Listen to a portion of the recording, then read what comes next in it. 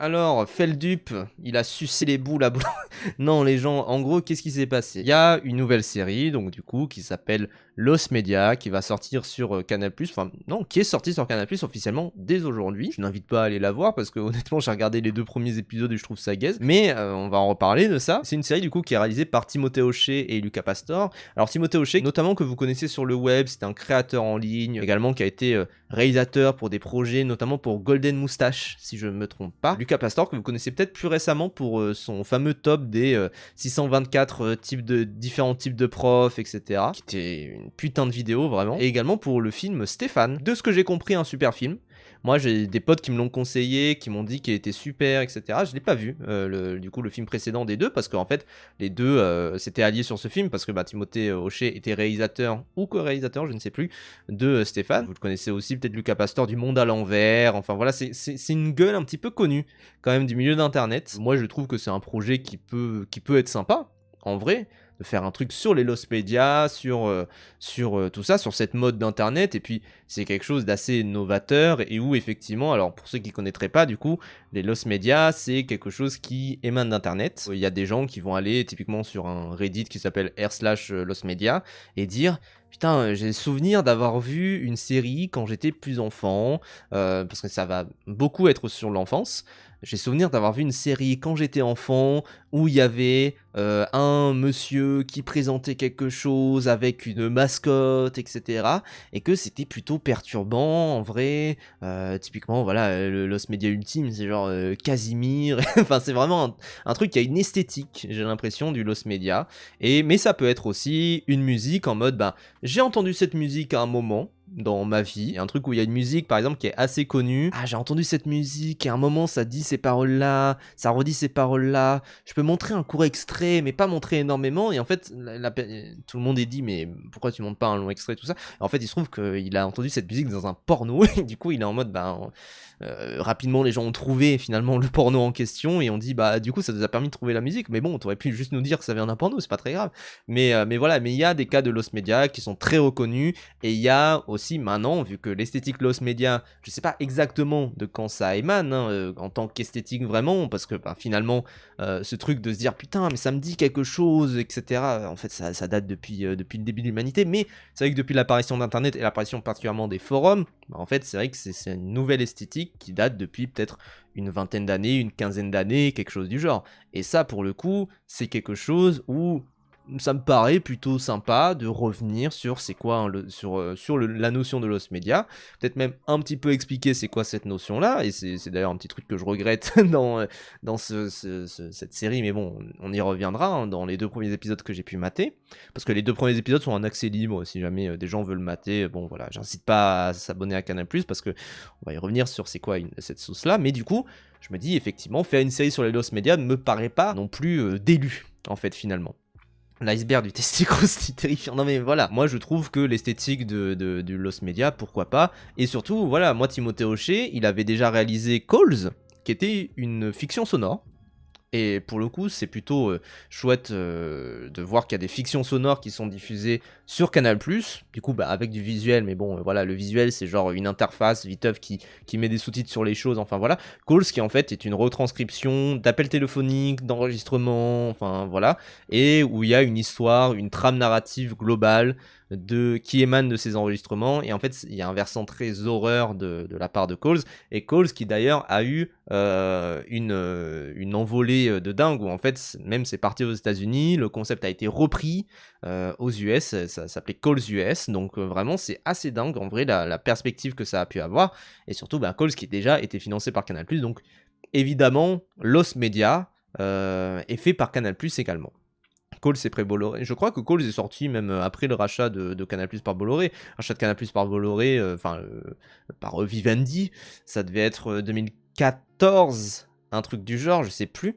Oui, il a réalisé également un court-métrage de Cyprien, je sais plus exactement lequel, mais voilà. C'est pas celui sur le Japon, c'est plutôt sympa, et je trouve que Timothée Hochet est un plutôt bon réal de série. Donc, pourquoi pas. Et effectivement, du coup, il fait une série qui s'appelle Lost Media, mais tout comme il avait déjà collaboré précédemment avec Canal+, et tout comme beaucoup de gens ont collaboré avec Canal+, ça va être un peu mon angle également. Et du coup, il y a un teaser qui est sorti sur le Twitter de Canal+, pour Lost Media, dans lequel il y a Feldup. Et là, tout le monde s'est déchaîné dessus parce que les gens étaient en mode ah, Feldup collabore avec Bolloré, Feldup payé par Bolloré pour faire ça, etc. Feldup qui fait la promo. Résultat des courses, le tweet a 2 millions de vues.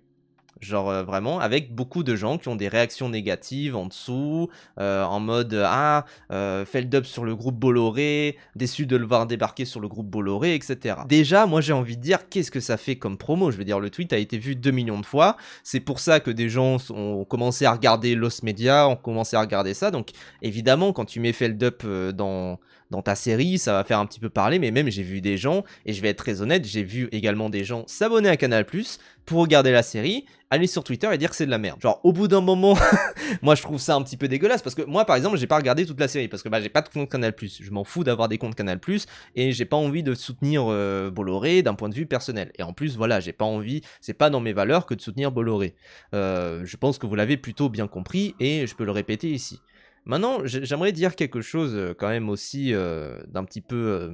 peut-être que les gens qui sont fans de Feldup le savent plus. Est-ce que Feldup s'est déjà exprimé par rapport à Bolloré? Est-ce que Feldup a déjà dit non mais Bolloré c'est non, etc. Bolloré c'est nul, tout ça? Moi personnellement, je suis pas Feldup de près, hein, bien sûr, mais j'ai jamais vu avoir ces takes-là. Quand bien même il les aurait, je veux dire, au bout d'un moment, il peut les tenir et il peut même aller dans le groupe, enfin, faire un truc pour Canal+, etc. Ça, on va y revenir, hein, bien sûr, parce que, bon, on va être honnête, Canal+, c'est un petit peu inesquivable, même quand il fait de la série. Et surtout, est-ce que Feldup a le droit, du coup, de faire une collaboration avec Lost Media? Le problème de ce tweet-là, c'est que c'est vendu comme si Feldup avait créé une série pour Bolloré. Alors que ce n'est pas le cas. Je veux dire, même s'il y a écrit la nouvelle série de Timothée Hochet et Lucas Pastor, même si il y a son hâte, mais qu'en fait finalement il n'est pas dessus, etc. Il y a quand même ce truc où comme la vidéo d'annonce commence par Feldup, qui est dans le style Feldup, avec le logo Canal+, en haut, etc., ça fait penser que Feldup a produit un truc pour Canal+, alors que ce n'est pas le cas. Et c'est là, en fait, qu'on tombe dans quelque chose où, pour beaucoup de gens, ça devient totalement ridicule pour Feldup de collaborer avec Bolloré. Pour info, hein, Feldup est dans un épisode, et il a composé la musique du générique de fin. Parce que il est compositeur, enfin voilà. Presque acteur principal liant les épisodes entre eux. Oui voilà, on dirait que Feldup, d'après ce trailer, serait l'acteur principal qui va lier tous les épisodes et que sans lui, le projet n'aurait pas pu démarrer, quand bien même c'est Timothée Hochet et Lucas Pastor. Et c'est là un petit peu qu'il y a une sorte de malaise de la part des gens qui doivent se dire non mais qu'est-ce qui se passe, pourquoi est-ce qu'ils collaborent avec Bolloré? Et encore une fois, moi, vous savez, ma position sur le boycott, c'est que les gens font ce qu'ils veulent. Pour autant, et c'est là que je mettrai quand même une petite pastille, je pense que les influenceurs et les personnes qui sont créateurs de contenu, qui ont quand même de la visibilité, qui ont quand même des gens qui les regardent, tout ça, devraient un petit peu plus faire attention. Genre voilà, ils devraient un peu plus regarder ce qu'ils font, éviter de faire des recommandations de trucs qui sont pas terribles, et même si personnellement ils ne boycottent pas, typiquement, moi je suis désolé de le dire, mais je suis déjà allé post-boycott dans l'enseigne avec les deux arches. Voilà, sans trop en dire. N'allez pas là-bas, hein, les gens, mais il se trouve qu'il y a une fois, j'étais fatigué, je rentrais chez moi, il y avait que ça d'ouvert, je me suis dit, bon, je vais prendre ça. Évidemment, je le regrette, j'aime pas ce que j'ai fait, enfin voilà. Il n'empêche que moi, je suis quand même responsable également de l'audience que je peux avoir, donc je vais pas faire de la promo pour ça, je vais pas me pavaner avec un sac McDo, un sac Starbucks, etc. Genre vraiment, je pense quand même qu'il y a une certaine part de responsabilité de la part des influenceurs dans ce qu'ils font, dans les choix qu'ils font, et notamment quand tu collabores ostensiblement, à la limite, voilà, la consommation passive, enfin voilà. Allez, vous faites ce que vous voulez, au bout d'un moment, et puis on va pas fliquer les gens. Moi, je suis pro boycott, hein, bien sûr. D'ailleurs, voilà, n'hésitez pas à regarder les listes BDS. La démarche de boycott, c'est quand même un truc très précis, avec des démarches. Le groupe BDS qui met en avant des marques spécifiques à boycotter, tout ça. Si vous regardez dans toute la liste des boycotts précis, bon, il y a quand même des gens où je pense que vous avez vu. Alors, bien sûr, voilà, il y a différents types de boycott, etc. C'est quand même un truc c'est très sérieux, hein. Bien sûr, le boycott, c'est quand même quelque chose où c'est étudié par des entreprises et il faut faire un minimum attention, bien sûr. Et il y a des boycotts du coup des consommateurs en mode évitez si vous pouvez, si vous en avez la possibilité. Typiquement, si le seul supermarché près de chez vous c'est un Carrefour, bon voilà, il faut bien manger, allez chez Carrefour, quoi. Ou si vous avez un truc HP qui date d'il y a longtemps, vous avez pas l'argent pour le changer, bon, ben voilà. C'est encore une fois, il n'y a pas de police du boycott, c'est juste des fortes recommandations et il faut essayer d'adhérer à ce mouvement-là. Évidemment, faites attention à ce que vous achetez. Et ça, c'est un truc global, hein, bien sûr. Faites attention à ce que vous achetez, ne serait-ce que pour vous, hein, pour éviter d'acheter les mêmes merdes, etc. Et après, voilà. En fait, la magie du capitalisme fait que quand vous boycottez une marque, il y aura des concurrents. Et moi, typiquement, au début du boycott, je peux vous dire un truc, c'est que au début, avant tout ce qui est boycott, tout ça, en fait, j'ai acheté pas mal des pizzas Domino's. Enfin, toutes les semaines, j'avais la flemme, je prenais une pizza Domino's, et donc je me suis dit, bon, il y a le boycott, j'ai vu Domino's c'était à boycotter. Du coup, je vais pas aller chez Domino's, je vais aller chez Pizza Hut. Bon, comme vous voyez sur le graphique, c'est pas la meilleure idée, et du coup, je vais chez d'autres marques, etc., même chez des petits commerçants, tout ça. N'hésitez pas, hein, en vrai, mine de rien, c'est quand même plutôt sympa parce que ces démarches de boycott là, ça vous permet aussi de vous dire bon, là c'est un petit peu la goutte de trop, je vais commencer à aller plutôt vers d'autres marques, etc. et à essayer au lieu de prendre McDo, je vais prendre Geladal si vous avez la chance de vivre dans une grande ville, ou je vais prendre autre chose, etc. Évidemment, j'ai fait la même, bah voilà, je suis pas tout seul. Et du coup, vous le voyez, il y a des cibles de pression, mais pas de boycott. Pourquoi? Parce que, par exemple, Amazon ou Google, selon où vous regardez cette vidéo ou ce live, si vous regardez sur un live, vous êtes sur un site d'Amazon.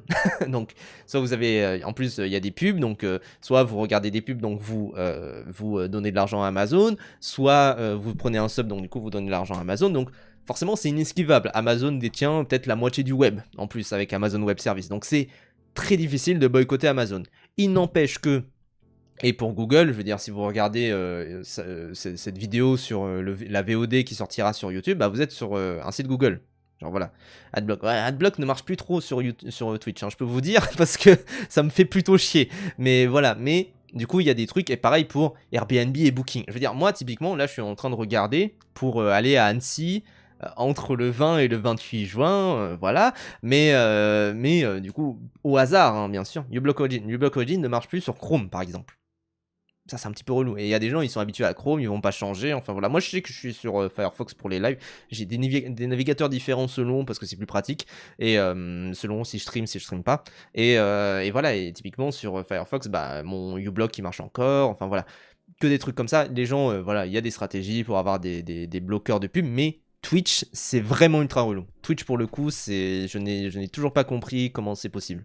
Mais du coup, moi, je sais que je mets les pubs au minimum pour éviter de faire chier. Bon, sur Rashbait, vu que c'est une émission produite, il y a quand même besoin d'avoir des publicités, mais voilà, bref, vous avez compris. Mais du coup, par exemple, moi, je suis actuellement en train de regarder un petit peu pour avoir pour tout simplement aller à Annecy. Et en fait, il se trouve que je me dis, bon, soit je prends un Airbnb, soit je prends un hôtel, et du coup, pour ça, je me dis, bon, soit Airbnb, soit Booking.com, genre au bout d'un moment, et selon ce qui est le moins cher, etc., je vais regarder.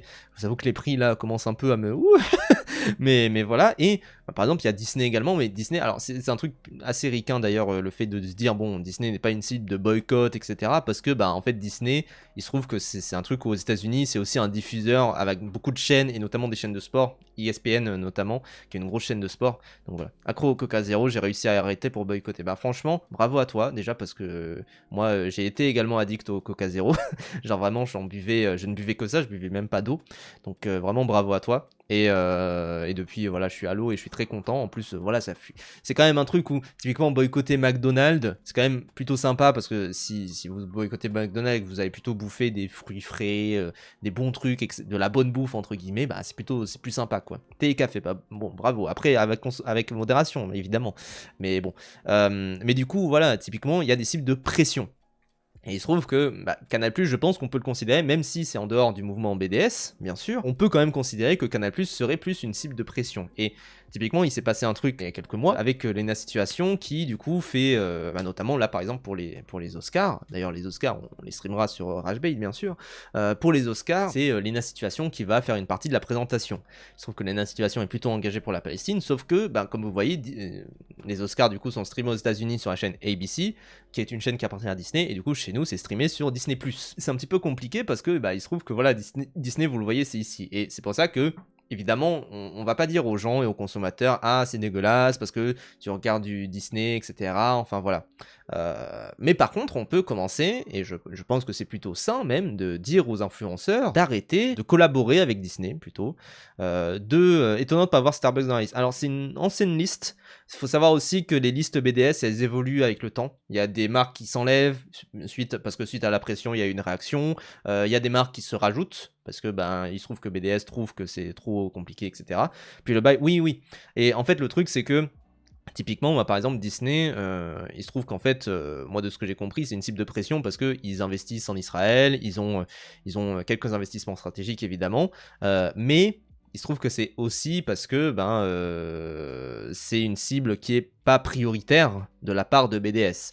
Mais par contre, on peut aussi commencer à dire aux influenceurs et aux personnes qui collaborent avec Disney que c'est pas cool de collaborer avec Disney, d'autant plus qu'il y a plein d'autres voies possibles, envisageables, qui peuvent permettre de financer un film, parce que bah, voilà, Disney c'est de l'entertainment, c'est du divertissement, c'est du cinéma, c'est de l'audiovisuel, de manière générale avec leurs séries, tout ça.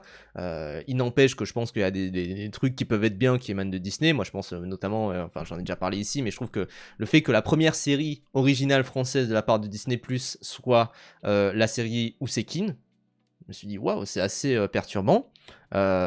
Et encore une fois, il y a un truc où, en tant que cinéphile par exemple, c'est un petit peu dur d'esquiver le sujet Disney. Tout le monde est allé voir Avatar 3. On va être honnête, tous les influenceurs cinéma sont allés voir Avatar 3, tout le monde a payé sa place, en plus avec le supplément 3D, tout ça, tout le monde est allé voir Avatar 3.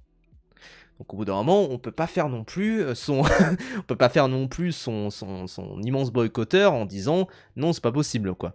Parce que ben c'est pour ça que c'est une cible de pression. Et par exemple, bah, tout le monde a parlé d'Avatar 3. Parce que bah, c'est quand même un truc qui est important, c'est important d'en parler, enfin c'est important d'en parler, vous avez bien compris, on peut l'esquiver bien sûr ce sujet-là, mais quand même c'était le sujet du moment pendant au moins 2 semaines. Au moins 2 semaines, tout le monde parlait d'Avatar 3. Le film plus compliqué niveau influenceur, c'était Marty Supreme, j'ai l'impression. Non mais... Bon après, il y a eu des films compliqués, et ça pareil, en termes de boycott, de manière générale, avec plein de structures différentes, plein de films différents, selon des affaires personnelles, selon la structure qu'a généré. Je veux dire, le cas Luc Besson, par exemple, a été un cas où c'était également toute la structure à remettre en cause, les acteurs également, parce que au bout d'un moment, c'était trop. Après, il y a des cas où, par exemple, Parti Suprême, c'est dur de blâmer Timothée Chalamet, qui probablement ne savait pas lors du tournage, mais par contre, on peut blâmer le réalisateur, qui visiblement savait. Enfin, c'est un petit peu ça qui est complexe avec toute cette histoire-là, on est revenu dessus plusieurs fois, enfin voilà. Il n'empêche que, du coup, moi je pense que Canal+ se mettrait dans la même case que Disney, c'est-à-dire que parler de films financés par Canal+, par exemple, bah ça va. Par contre, et c'est là que c'est un petit peu compliqué, collaborer avec Canal+, là tu peux avoir un petit souci, et c'est pour ça que l'apparition du coup de Feldup au début, déjà voilà, c'est un petit peu le coup de Trafalgar de la part de Canal, c'est que on a l'impression que c'est lui qui vraiment parle qui vraiment présente cette série, a réalisé cette série, quand bien même c'est pas le cas. Maintenant, c'est là aussi où je pense que c'est plus compliqué qu'aux États-Unis, parce qu'aux États-Unis, Disney, c'est bon voilà, ils ont une certaine hégémonie, mais ils gèrent pas tout. Genre il y a des séries en dehors de Disney, il y a quand même des gens en dehors. Bon après si c'est pour aller à Paramount avec le rachat de Warner, tout ça, bon c'est pas terrible, mais voilà. Disney et Canal, c'est quand même pas si comparable que ça, parce que ben, l'emprise de Canal est très très forte. Maintenant, quand c'est dans le cadre d'une série, c'est quand même peut-être un petit peu différent, parce que c'est vrai que moi j'ai le réflexe de dire, bah par exemple Canal c'est inesquivable. Canal, il y a même un truc où, comme ils ont des obligations légales, qui font qu'en plus ça ne va pas influer sur le contenu de ton film, bah en fait c'est de l'argent gratuit, et personne ne va refuser d'avoir de l'argent gratuit, évidemment. Maintenant, et c'est là peut-être qu'il peut y avoir un petit souci, est-ce que dans le cadre de la série c'est différent ? Et il se trouve que moi, du coup, je me suis dit, bon, bah, je vais regarder un petit peu qu'est-ce qui est produit dans le cadre des séries, parce qu'il se trouve que moi, je regarde toujours le bilan du CNC par rapport à l'audiovisuel. Mais là, par exemple, le bilan du CNC par rapport à la fiction, donc des séries télé, là, qui est appelé du coup le bilan audiovisuel de la fiction audiovisuelle. Tout le monde fait sa promo chez Click, donc par définition chez Bolloré, ils sont grave en place, cinéma, littérature, musique, tout le monde y passe, c'est inesquivable. Bah, oui, c'est un petit peu ça. Après, est-ce que dans le domaine de la série, c'est esquivable ? Moi, c'était un petit peu mon questionnement. Et il se trouve que du coup, j'ai regardé. Alors, déjà, j'ai regardé quelque chose, c'est que en termes de volume de ce qui est produit, la majorité de ce qui est produit, c'est des feuilletons.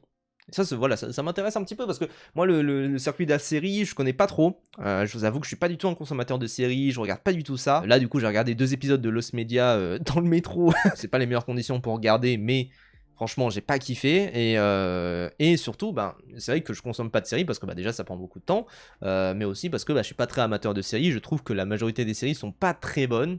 Évidemment, il y a des contre-exemples, Twin Peaks, d'autres séries où il y a vraiment, notamment je crois que la série sur Mussolini est vraiment bien. Donc vraiment, il y a des séries comme ça où il y a un certain engouement. J'ai regardé aussi la fin de Stranger Things parce que bah j'ai un peu ce truc d'avoir un attachement à Stranger Things parce que j'ai regardé tout depuis le début. Enfin voilà. Bref. Mais du coup, c'est vrai que moi, le domaine de la série, par exemple, je ne sais pas si c'est tant un monopole de la part de Canal+. Et du coup, ce qu'on regarde, c'est que la majorité de ce qui est produit, c'est donc des feuilletons. Alors les feuilletons, du coup, c'est, bah, vous savez, pour les fans d'animé, c'est les animés fleuves, c'est vraiment ce truc où ça dure depuis très très longtemps. C'est ce qui est majoritairement produit. Sinon, après, il y a des séries au format court avec 10%. Et alors, ce qui est aussi produit pas mal, c'est des séries de 52 minutes. Donc ça, je sais pas exactement s'il y a d'ailleurs les documentaires à l'intérieur, mais voilà. Mais on regarde que si les feuilletons, c'est ce qui marche bien, c'est parce qu'en fait, ça coûte pas si cher que ça. Mais par contre, on en produit énormément, mais parce que bah, ça coûte vraiment pas cher, quoi. Pour faire un feuilleton, moi je connais un peu quand même les conditions de création de Plus belle la vie, parce que bah, en fait, moi je viens de Marseille, et il se trouve que le pôle Plus belle la vie, c'est un pôle sans lequel la moitié de l'intermittence du Sud ne se ferait pas. Genre vraiment, et même la moitié, peut-être je diminue la chose, hein, parce que vraiment, c'est une folie à quel point c'est une usine. Et pareil pour, je crois que c'est demain, c'est ici tout commence, je crois, ou demain nous appartient. C'est des séries à la con comme ça. Alors vraiment, je vous dis, je regarde pas, hein, bien sûr, mais voilà. Plus belle la vie, encore plus belle. Oui, sachant que ça s'est relancé sous un autre nom, sur une autre chaîne, etc. Enfin, vraiment, c'est un truc où il y a vraiment besoin de tout ça, quoi. Même les alentours, c'est tous les encadres. Mais oui, non, mais clairement, Plus belle la vie, c'est ultra important pour la production du visuel et tu es obligé de passer par ça, quoi. Genre vraiment, si tu restes dans le sud du monde. C'est pour ça que moi je me suis barré du sud, c'est que j'avoue, j'avais pas trop envie de faire du Plus belle la vie tous les jours, quoi. Et surtout, j'ai des potes qui sont restés dans le sud et qui font du Plus belle la vie en tant que monteur, etc. Grand bien leur face. Moi, j'avoue, j'avais pas du tout envie de ça. Donc voilà. Et sinon, après, c'est du classique, série de 26 minutes, les collections, les unitaires, enfin voilà. Mais en tout cas, ce qui prend beaucoup de temps, ce qui prend beaucoup de place en termes de ce qui est produit, c'est des feuilletons et des séries de 52 minutes. Quand tu essayes du coup d'avoir un nouveau format un petit peu plus spécial pour le web, d'ailleurs, voilà, je sais même pas s'il y a ça sur le web, hein, si ce truc-là, c'est. Si parce qu'on voit après des trucs en mode service de VOD, donc ça compte quand même les trucs sur le web, mais je sais pas si ça compte les mini-séries un petit peu étranges qui sont différentes, etc. Genre vraiment, je sais pas exactement quoi. Inclut un épisode d'une série de 90 minutes et un court-métrage. Oui, bon, voilà, c'est vraiment un truc où dans les autres, où il y a 0,2 productions, % des productions qui sont faites en termes de fiction, il n'y a pas grand-chose, quoi. Et du coup, après, moi, je regarde tout ce qui est financé, enfin voilà. C'est quand même, du coup, majoritairement les diffuseurs qui financent, donc les chaînes de télé qui financent. Il y a beaucoup moins cette part mise de la part du CNC, des aides locales, etc., qui peuvent être présentes. C'est vraiment énormément les diffuseurs qui sont derrière les séries. C'est pour ça que moi, par exemple, j'avais un truc, c'est que quand j'ai vu la vidéo au début, je me suis dit, mais si ça se trouve, vu que Feldup a été appelé, j'imagine, par Timothée Hochet, j'allais dire Timothée Chalamet, par Timothée Hochet et Lucas Pastor, si ça se trouve, il ne savait même pas que c'était pour Canal+, et pour lui, en fait, il était sur une série, parce que ça arrive énormément de fois, hein, bien sûr, de produire un film, un court-métrage, quelque chose du genre, un documentaire. Moi, typiquement, j'ai bossé récemment sur un documentaire où en fait, ils ne savent même pas où ça va être diffusé. Genre vraiment, pour eux, c'est soit ils trouvent un diffuseur, soit ils font passer en festival pour essayer justement de trouver un diffuseur. Et ça peut être diffusé en ligne, ça peut être diffusé au cinéma, enfin vraiment, il peut y avoir un petit peu de tout. Généralement, dans les séries, vu que c'est les diffuseurs qui sont quand même beaucoup derrière, je pense que c'est très rare de produire intégralement une série sans savoir où ça va être diffusé. Ce qui peut arriver, encore une fois, pour un film. Mais là en plus, je pense que comme il y a Timothée Hochet derrière, Lucas Pastor, c'est quand même des habitués de Canal+, je pense qu'ils savaient déjà, avant de tourner, que ça serait pour Canal. Est-ce que Feldup le savait? Peut-être pas. Ça, on va y revenir dessus, hein. Il y a tout un trade, vous inquiétez pas, j'ai les deux côtés. Mais en tout cas, il y a énormément quand même des producteurs qui sont derrière, plus de 58%. C'est le bilan d'ailleurs, les gens de 2024, tout simplement parce que les bilans sont faits très tard pour les séries. Les bilans sont faits en septembre de l'année d'après. Donc ce bilan-là, il a été fait en septembre 2025 pour l'année 2024. Donc c'est quand même, effectivement, c'est très, très complexe. En feuilleton, ça reste quand même beaucoup les diffuseurs historiques. Et du coup, la SMAD, je crois que ça, c'est les services de médias à la demande. Je crois que c'est ça. Donc les services de VOD, en fait, tout simplement. Type Netflix, type machin. Et on voit que ça a commencé, du coup, dans les années 2020. C'est ça, hein, il me semble, les SMAD. Je crois qu'on va revenir dessus, hein, de toute façon, après. Mais du coup, bah, c'est beaucoup, voilà, les diffuseurs en ligne où c'est 46%. Ça reste quand même énorme, quoi. Sachant qu'encore une fois, les aides à côté, les financements étrangers, tout ça, ça compte généralement un petit peu, mais ça reste quand même beaucoup les diffuseurs et les chaînes de télé, quoi, principalement.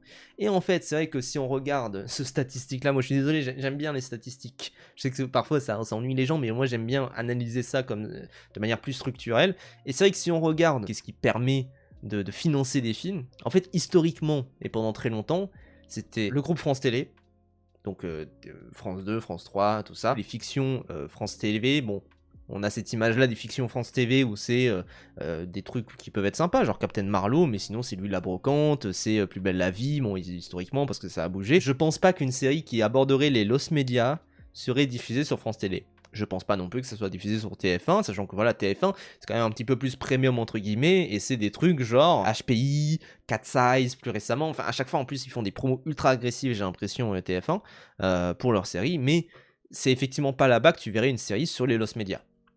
Et ensuite, après, en dessous, t'as quand même le troisième financeur qui est donc Canal+. Alors, officiellement, parce que c'est vrai que là, du coup, la barre est en dessous de l'intégralité des SMAD qui comprennent, du coup, comme on le voit juste en dessous, Disney+, Netflix et Prime Video. Arte, ça aurait été le plus probable. Ouais, Arte, mais encore une fois, vous voyez, la barre, elle est au sol. Hein. La barre pour Arte, elle est plutôt basse. Genre, voilà, même si Arte, ils ont financé des trucs chouettes, genre, plus récemment, Samuel. Si tu veux faire ta production qui parle de Lost Media, je pense que tu as que deux choix qui sont possibles, et encore une fois, il y a aussi le passif de Timothée Hochet et Lucas Pastor, qui est soit d'aller chez des services VOD à la demande, comme Netflix, Prime Video, bon, qui encore une fois est pas terrible niveau éthique, Disney qui encore une fois n'est pas terrible niveau éthique aussi, ou alors d'aller chez Canal+, qui encore une fois n'est pas terrible niveau éthique aussi. Genre, au bout d'un moment, c'est un choix où ce n'est pas possible, de gagner. Le seul choix qui aurait été à la limite un petit peu pertinent pour une série comme ça aurait été d'être diffusé d'être financé du coup par Arte. Est-ce que Arte a envie de financer une série sur les lost media? Ça, encore une fois, j'ai pas tellement l'impression que ça soit dans leur DA que de financer une série comme ça, même si ils ont financé des trucs chouettes. Encore une fois, ils ont financé Samuel, ils ont financé les séries de Bruno Dumont, enfin vraiment, il y a des trucs très sympas, hein, d'ailleurs, sur Arte, bien sûr, mais est-ce que c'est à eux de financer ça? C'est ça aussi le problème. Et est-ce que surtout, ils auraient la matière pour financer ça? Encore une fois, d'après ce graphique-là, le budget de Arte, il est quand même plutôt bas. Genre vraiment. C'est surtout en diffuseur que Arte, c'est les GOAT. Je rappelle qu'ils ont tout diffusé Breaking Bad since saison 1. Bah oui, non mais en tant que racheteur, racheter des droits, c'est quand même moins cher que, généralement, ça dépend des droits bien sûr, c'est quand même moins cher que de produire une série entière. Donc voilà.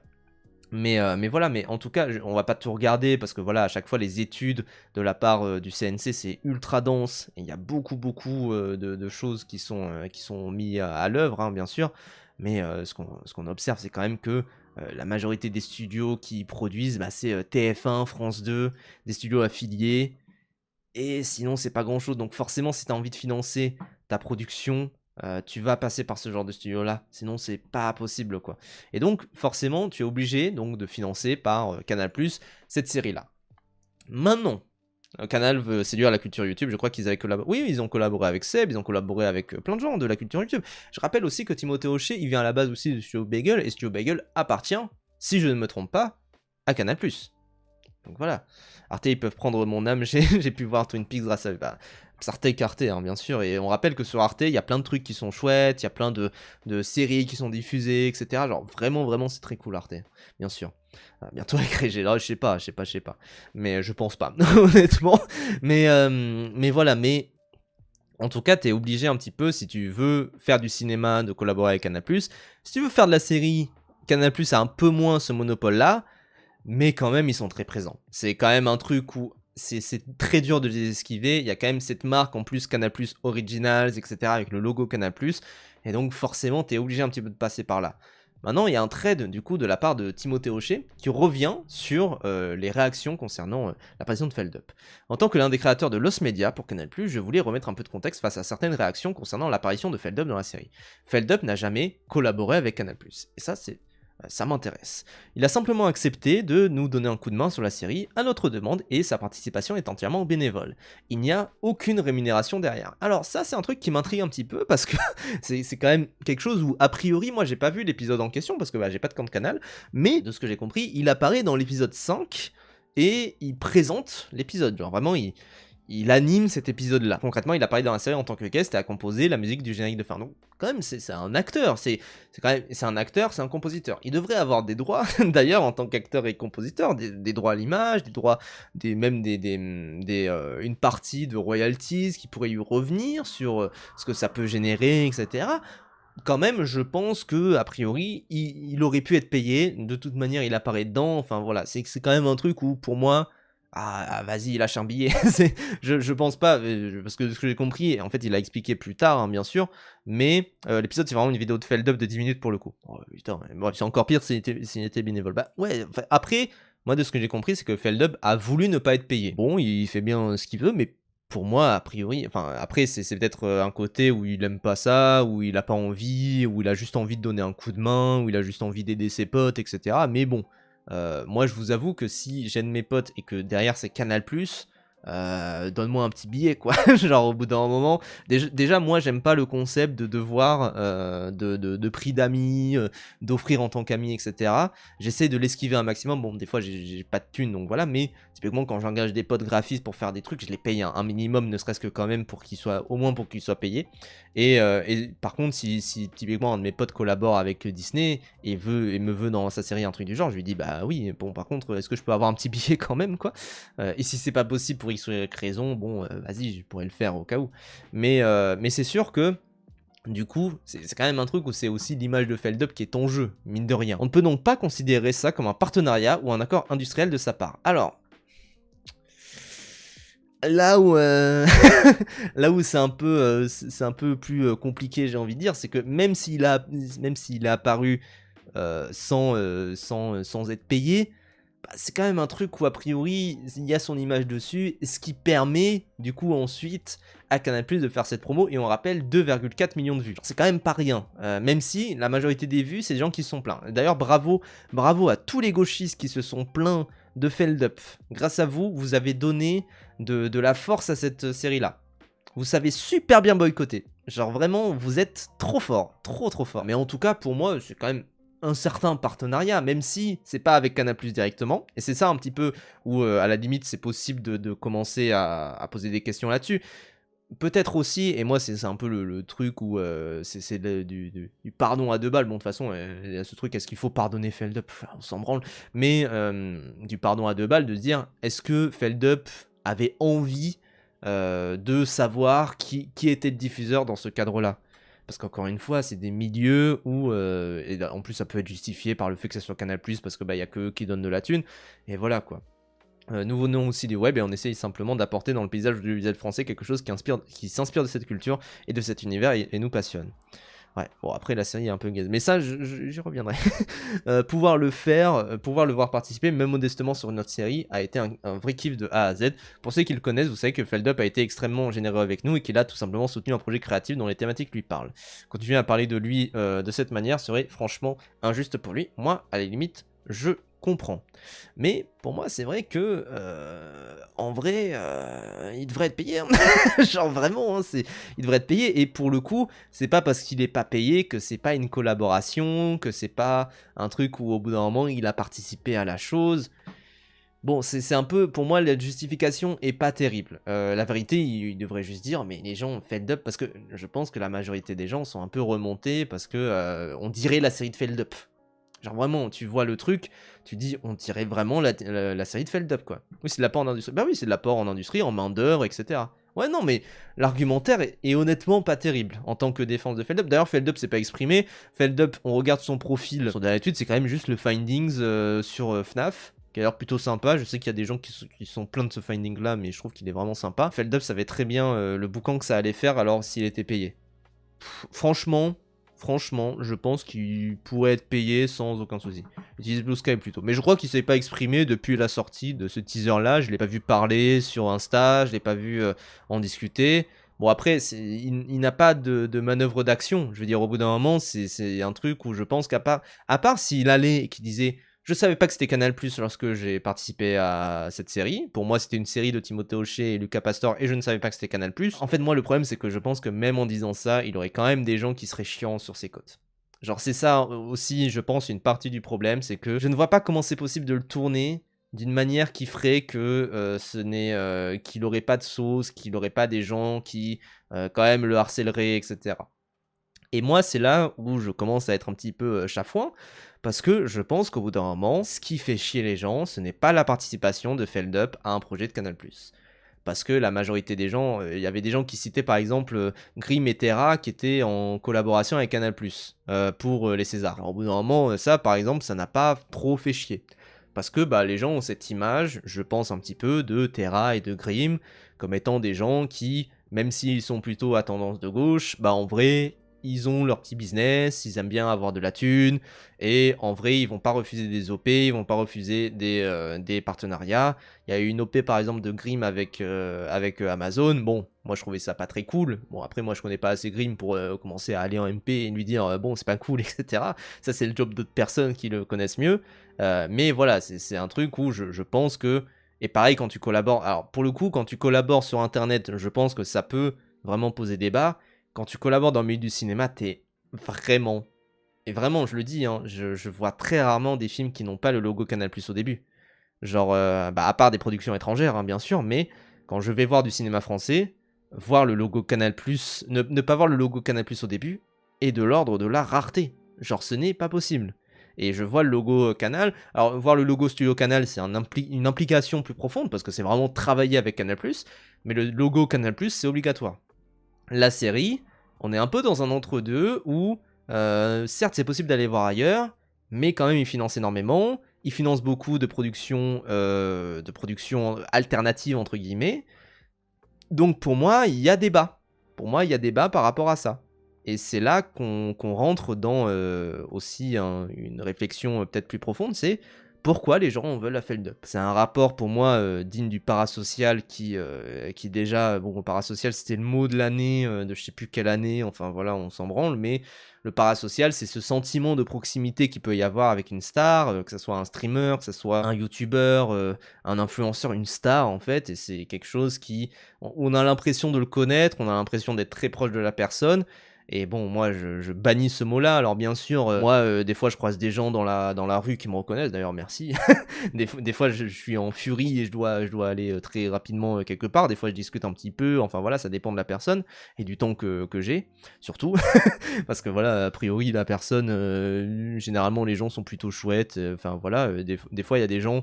Je commence à avoir un peu des relous, mais bon, ça va. Et surtout, vous ne me connaissez pas, vous ne connaissez pas Feldup, vous ne connaissez pas Timothée Hochet, vous ne connaissez pas les personnes qui sont derrière cette série, ni les personnes qui jouent dedans. Vous ne connaissez pas ces personnes-là, mais par contre, je pense qu'il y a des gens qui pensent connaître Feldup, et encore une fois, c'est les réactions à ce tweet-là, de gens qui disent ça, etc.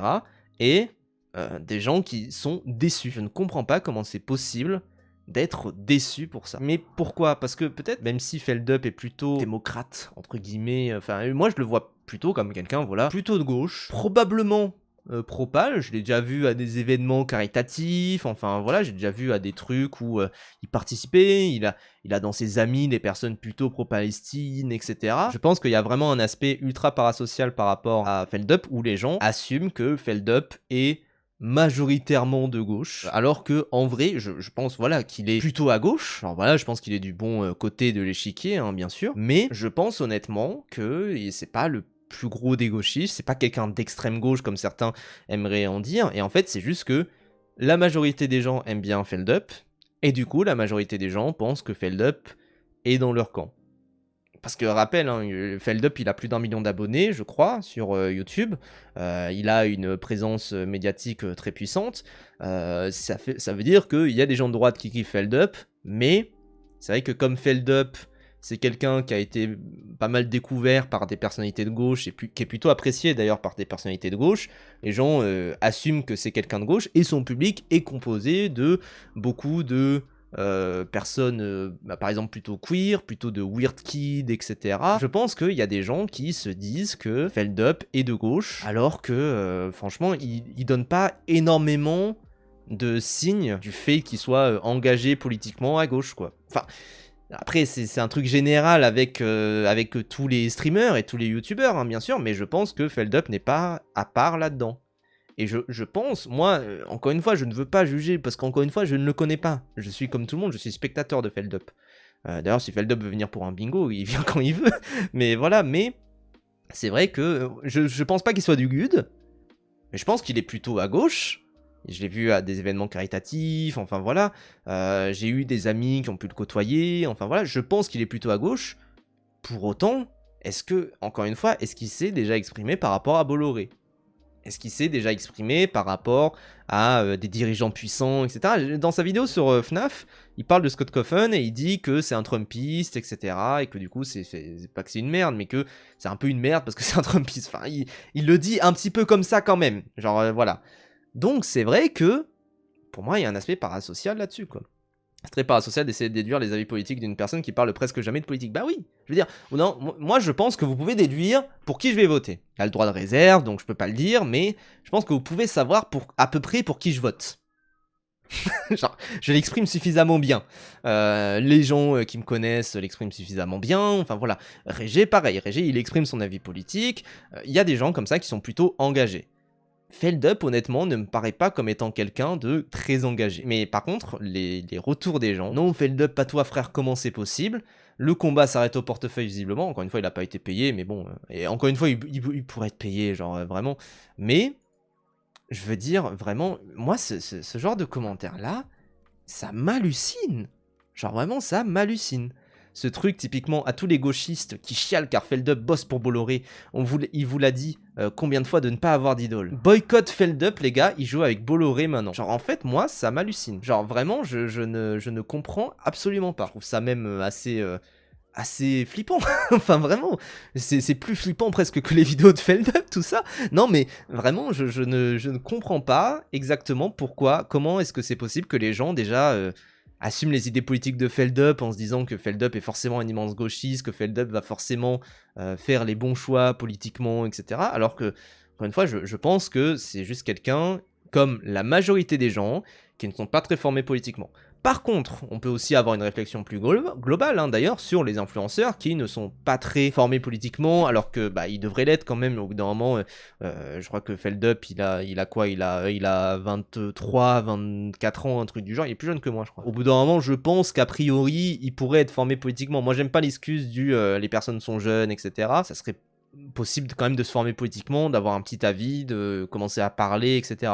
Moi, ça me fait chier typiquement la take parce qu'il y avait Squeezie par exemple qui avait parlé par rapport à la réforme des retraites pour dire ah franchement je pense que vous savez déjà mon avis. Non, on ne le sait pas, on ne te connaît pas.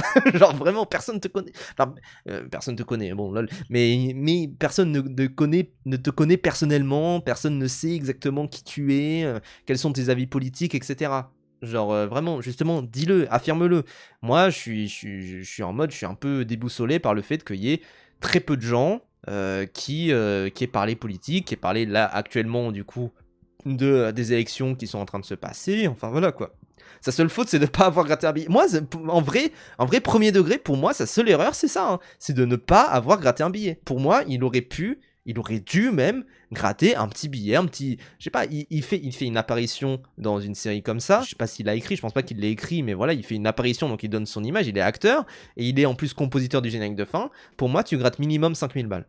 Genre vraiment, je sais pas exactement le budget de la série, mais honnêtement, des 2 premiers épisodes que j'ai vus, après je ferai une mini critique de la série, mais franchement, mais pour moi, tu grattes minimum 5000 balles. Genre vraiment juste pour ça. Hein. Oui, il a travaillé gratuitement, enfin, vraiment quoi.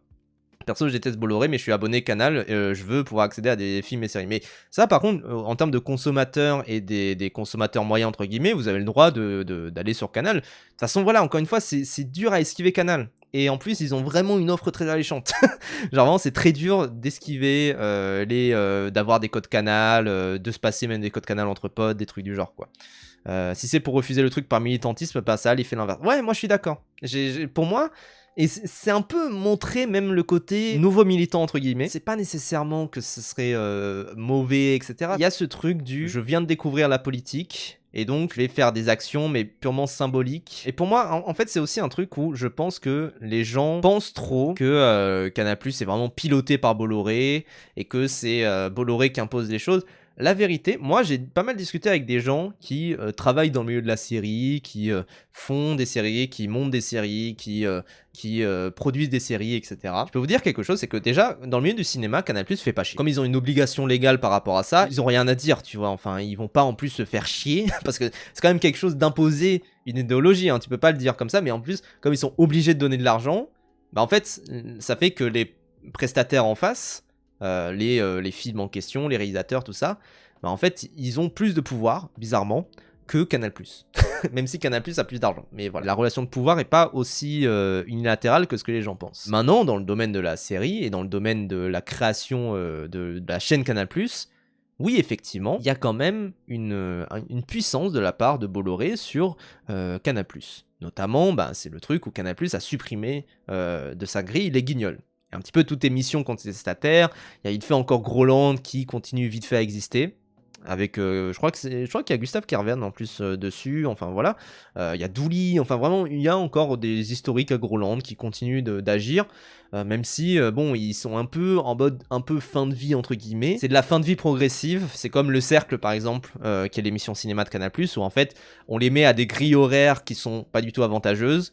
Où en fait on leur dit vous allez passer en mensuel, vous allez diffuser tard le soir, vous allez machin, et en fait après ils regardent les chiffres d'audience, ils sont en mode oh l'audience elle a baissé, du coup on va vous supprimer.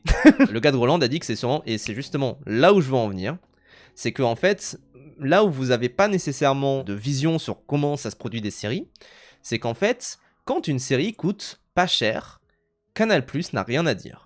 Et ça, c'est un truc qui se vérifie dans toutes les séries. Là, récemment, par exemple, il y a une série qui est sortie sur Ciné+ OCS, donc qui appartient à Canal+, enfin voilà, qui s'appelle Pécheresse. Et c'est une série vraiment de wokistes.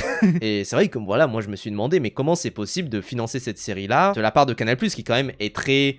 Encore une fois, l'image de Bolloré, où c'est très autoritaire, où c'est conservateur un maximum. Et là, c'est une série sur des lesbiennes dans un couvent qui démarrent un live Twitch pour parler sexualité. Il y a des personnes trans dans le lot. Enfin, vraiment, c'est un truc ultra wokiste. Il y a des personnes musulmanes également. Enfin, vraiment, c'est un truc plutôt wokiste, tout ça. Et en fait, le truc, c'est que à partir du moment où Canal+ te donne pas beaucoup d'argent, Canal+ n'a rien à dire idéologiquement, hein. En fait, le problème, c'est que ce qui est financé comme étant des grosses séries qui vont bien marcher, là Canal+ peut avoir un petit peu de marge de manœuvre. C'est pour ça que par exemple moi le retour de Baron Noir avec sa saison 4, ou alors par exemple la série La Fièvre qui est également dans l'univers de Baron Noir, ça c'est une série pour laquelle je me méfie pas mal, parce que je me dis là c'est une grosse série Canal+, et là en termes idéologiques ils peuvent vraiment donner le là un petit peu sur ce qui va être dit en fait. Je vais beaucoup plus avoir d'attention là-dessus que sur les petites séries. Une série comme Lost Media, moi je la vois comme une petite série Canal+, qui probablement a pas coûté très cher. Genre je pense que en vrai ça doit être dans les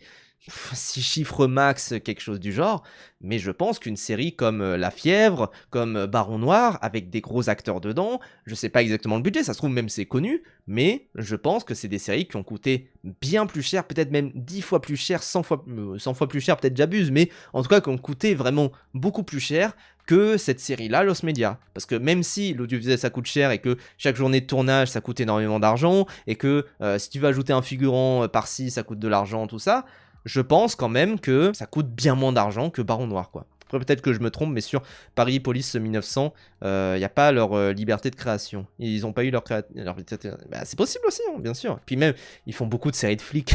Genre vraiment, ils font une série qui s'appelle BRI. Au bout d'un moment, moi, je ne l'ai pas regardé, mais je pense quand même que ça va être très puissant, quoi. Cadmerade qui va s'allier avec le RN dans la saison 4 pour contenir les islamo-woke de LFI. Ben, bien sûr. C'est quoi le nom de la série? C'est Lost Media, c'est une série où il y a Feldup qui est à un moment dans la série. Et d'ailleurs, pour donner quand même mon avis sur les 2 premiers épisodes de Lost Media, c'est pas bien.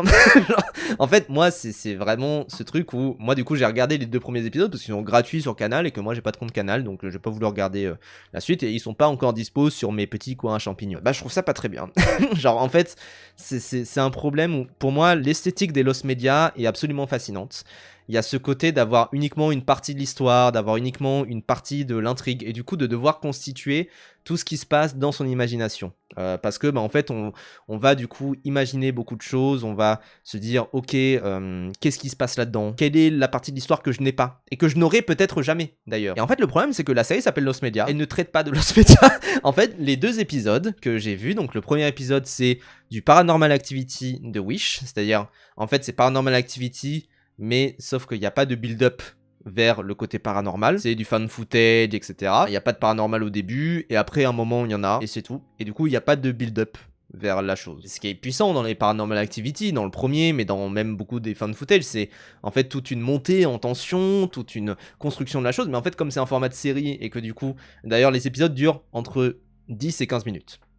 Donc c'est court, moi je suis pas contre, hein, le fait d'avoir de l'expérimentation, tout ça, enfin voilà. Mais a priori, si tu veux faire monter de la tension, c'est compliqué hein, de faire ça sur 10 à 15 minutes. Donc voilà, c'est pas du tout de la comédie, les gens. Pas du tout de la comédie. Et moi, ce que j'avais bien aimé, par exemple, dans Calls, c'est que ça montait de la tension, mais progressivement, au fil des épisodes, et que les épisodes soit te mettaient directement dans l'art de la chose, soit, en fait, commençaient déjà avec une ambiance un petit peu étrange, etc. Il y avait quand même une mise en tension très progressive de la chose, et là je le retrouve pas du tout dans ce premier épisode. À la limite, le deuxième épisode est un petit peu rigolo, parce qu'il y a un truc où dans l'esthétique, là pour le coup ça se rapproche un peu plus de ce côté Lost Media, de ce côté, effectivement on a trouvé une archive, on a trouvé quelque chose, on n'était pas censé le voir, etc. Mais finalement c'est là, tout ça. Mais par contre, et c'est là aussi où ça me déçoit, c'est que cet épisode-là de Lost Media, finalement, il n'y a pas de message derrière, enfin, il n'y a rien qui dit finalement en substance. Donc, peut-être ça se retrouvera plus tard, hein, bien sûr, mais pour l'instant, dans le premier épisode et dans le deuxième épisode de Lost Media, je n'ai pas du tout été convaincu, quoi. Et c'est assez dommage, parce que, voilà, moi je trouve encore une fois que l'esthétique Lost Media, elle mérite d'être traitée avec panache, avec pas nécessairement de la folie, mais en fait, c'est une esthétique qui peut renouveler le cinéma d'horreur. Pour moi, ouais, ça fait un peu ringard. C'est-à-dire que même, je sais que au début des épisodes, il y a un site internet qui est mis en bas. Forcément, oui, je vais aller dessus, il y aura un truc ARG, tout ça. C'est les ARG, les premiers ARG qu'il y avait sur Cloverfield, c'était il y a quasiment 20 ans. En fait, ça fait quelque chose de très ringard, je trouve. C'est ça le problème. Pour moi, c'est une série qui a 5-10 ans de retard. Je ne comprends pas d'ailleurs aussi, et ça peut-être c'est vraiment une vraie question hein, qui pour moi il est possible de se poser. Pourquoi cette série-là avait vraiment besoin d'un budget Canal+ pour se faire. Au bout d'un moment, je pense quand même que c'est possible, mine de rien, de produire ça sur Internet, avec, voilà, peut-être de l'argent d'Internet, tout ça, avec du crowdfunding, enfin voilà. Je ne sais pas l'utilité, et ça, c'est peut-être ma limite aussi, avec parce que voilà, j'ai un peu défendu Feld-Up là-dedans, même si bon, il y a des trucs où, encore une fois, il aurait pu accepter d'avoir un billet quand même. Mais l'esthétique internet, la mettre à la télé, enfin du coup là sur canal.com, enfin voilà, même si bon ça reste une grosse prod, mais c'est quand même, de ce que j'ai compris, diffusé à la télé quand même. L'esthétique internet, la mettre à la télé, c'est quand même un truc de survalidation qui moi me plaît pas aussi. Je pense pas qu'on ait besoin en tant que créateur d'internet. Moi j'ai commencé à créer sur internet il y a genre une dizaine d'années, enfin voilà, je faisais des vidéos à la con dans mon coin, enfin voilà. Mais je suis un petit peu ce qui se fait depuis 15 ans peut-être, vraiment depuis que j'ai 10 ans vraiment. Mais c'est vrai que je suis un petit peu ce qui se passe. Pour moi, il n'y a pas nécessairement besoin de validation de la télé. Je pense que c'est pas nécessaire. Je pense honnêtement que on peut s'en foutre un petit peu. Genre vraiment, et puis en fait de base, comme tu dis en plus, moine Pigume, très bon pseudo, je pense que de toute manière, comme Internet fait de la télé, typiquement c'est ce qui me dérangeait aussi avec cet épisode 2, c'est que l'épisode 2 en fait c'est un truc avec Monsieur Chouette, je crois. Et en fait, c'est un truc où il y a un candidat d'une télé-réalité qui va regarder par le trou d'une serrure et qui va devoir décrire ce qu'il voit. Ouais, c'est Papy Chouette, pardon. Et c'est vrai que du coup, je vois ça, et je me dis, putain, on dirait un jeu de Squeezie. Mais parce qu'il y a une telle accointance entre Internet et la télé, et particulièrement entre les jeux télé et Internet. En plus, comme il y a Alison Wheeler, comme il y a un mec de Yes Vous Aime dont j'ai oublié le nom, qui joue dans La Pire Mère au Monde, qui est un film au ciné, qui est sorti au ciné il y a quelques mois et qui est plutôt sympa. Et c'est vrai que comme je vois ça, je me dis, en soi, on dirait déjà un jeu d'internet, donc oui, on comprend que c'est une parodie d'un jeu télé, tout ça, donc mais bah ça fait pas l'esthétique parodie de jeu télé à la télé. Ça fait l'esthétique parodie de jeu télé fait sur internet, diffusé à la télé. Et c'est là que j'ai un petit problème. Genre pour moi, c'est comme en plus ils ont pas beaucoup de moyens sur ce truc-là spécifiquement parce que ça se voit que ça a été tourné sur un petit plateau, enfin voilà. Bah, ça fait vraiment un peu cheapos quoi. Genre, moi c'est ça le souci que j'ai. Et je trouve toute l'esthétique de la série pour l'instant. En même temps ils sont obligés, hein, encore une fois, ils peuvent pas avoir beaucoup de budget sur ce truc-là, je pense. Bah tout fait cheapos quoi. Tout fait vraiment cheapos, mais même dans les intrigues, même dans tout ce qui se passe, etc. Genre, je trouve que vraiment, tout fait vraiment, vraiment cheapos. Et c'est le vrai souci que j'aurais limite avec cette série. C'est pas le fait que Feldup apparaît, c'est que, ah moi Feldup, je pense que c'est le turbo gauchiste of all time. Non, pour moi c'est juste que ça fait cheapos quoi. Vraiment. Alors qu'ils auraient pu leur prêter les plateaux de signaux. Bah à la limite, ça aurait été un peu rigolo. Mais bon, regardez les documents interdits, les gens. C'était de la found footage des années 80, c'est aussi français et c'est mieux fait et plus flippant que cette bouse. Pas trop bien. Parce que là, c'est vrai que pareil, ce n'est pas flippant. Alors, peut-être, voilà, comme je l'ai regardé dans le métro, hein, les gens, vraiment les 2 épisodes. Mais comme j'ai regardé comme ça se trouve, voilà, ça ne m'a pas du tout flippé. C'est un peu gaze, quoi. Genre, vraiment, quoi. Tu sais pas comment ça a été financé, Stéphane Opasol, bah je pense que c'est Canal qui a mis de la thune, quoi. Mais comme pareil, il y avait un film, c'était Mortel Raclette, je crois, par François Descraques, qu'il a fait juste après Les Visiteurs du Futur. Moi, je l'ai pas vu, de ce que j'ai compris, c'est pas très bien, mais bah c'est juste un téléfilm pour remplir le catalogue de téléfilms, quoi. C'est combien de temps un épisode? C'est entre 10 et 15 minutes. Et franchement, pour moi, ce qui est le plus regrettable, c'est vraiment que ça soit gaze. C'est tout ça pour une série un peu gaze. Genre, vraiment... Parce que moi, encore une fois, le sujet du lost media...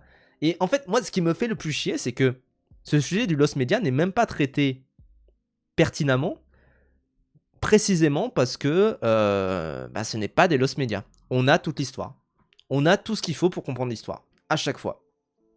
Et donc, pour moi, c'est pas du tout, du coup, un sujet de lost media, parce que pour moi, le lost media, ce qui est intéressant, c'est les interprétations que t'en fais, c'est ce que tu vas, tout ce qui va découler de ce que tu vois, et des parcelles de ce que tu vois. Et pour moi, c'est ça aussi qui est pas du tout retransmis là-dedans. C'est que pour moi, il n'y a pas de mystère dans la série Lost Media. Ce qui quand même est un con, pour moi, un Lost Media, c'est un mystère. Mais, il n'y a pas du tout ce mystère-là.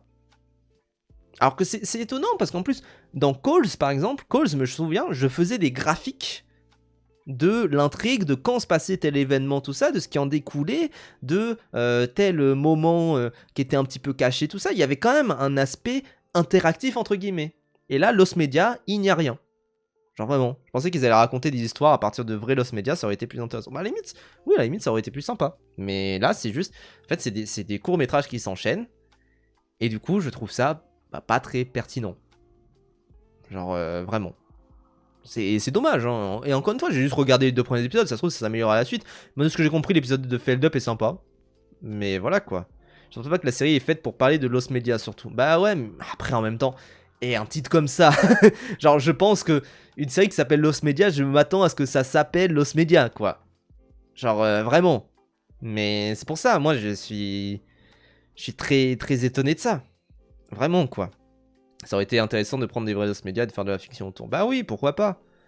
Pourquoi pas. Mais là, y a rien. Enfin, l'esthétique fausse télé dans le 2e épisode, ça s'apparente à plein de petits Lost Media à côté. Mais sinon, y a rien, quoi. Non, mais c'est un truc aussi où l'horreur d'internet, pour moi, il faut le traiter avec sérieux. C'est pour ça que j'attends aussi la série, enfin le film Backroom. Je me dis pourquoi pas, ça devrait quand même bien retransmettre ça au cinéma. Ça se trouve, ça va se planter, enfin ça va se planter pas en termes box-office. Pour moi, ça va cartonner, hein, Backroom.